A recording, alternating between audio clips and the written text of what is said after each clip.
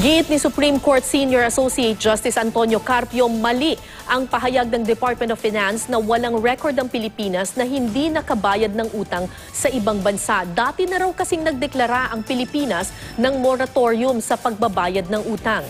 Ang paliwanag ng Department of Finance sa ulat ni Rafi Tima. Philippines has no history of defaulting on its loans. So why are people saying now that we will default? They have no faith in the Philippines? Yan ang ilang beses na tiniyak ng Department of Finance sa gitna ng mga agam-agam sa bilyong-bilyong piso mga pautang ng China sa Pilipinas. Pero sabi ni Supreme Court Senior Associate Justice Antonio Carpio, hindi raw ito tamang sabihin. Noon daw 1983, nagdeklara na ng moratorium ang Pilipinas sa pagbabayad utang sa ibang bansa nang hindi sumapat ang hawak ng Central Bank na foreign exchange. Pero di sang-ayon si Finance Assistant Secretary Tony Lambino. But my understanding of the moratorium back in 83 is that it was agreed with the banks.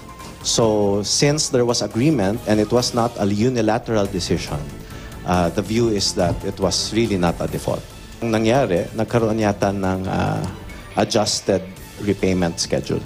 Giit ni Carpio, sa kontrata daw sa China para sa Chico River Pump Irrigation Loan Agreement, may tuturing ng default kapag itinigil o sinuspindi ng Pilipinas ang pagbabayad sa utang.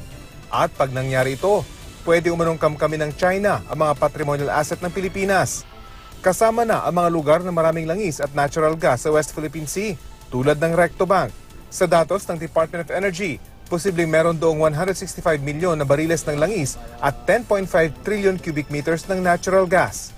Inutusan ni Pangulong Duterte ang Solicitor General at Justice Department na pag-aralang muli ang mga kontratang pinasok ng gobyerno kasama ang Chico River Project at Kaliwa Dam Project na popondohan ng utang mula China.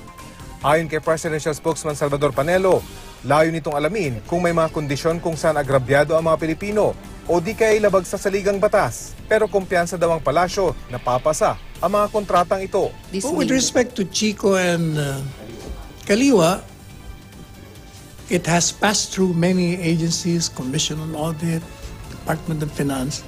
Rafi Tima, GMA News.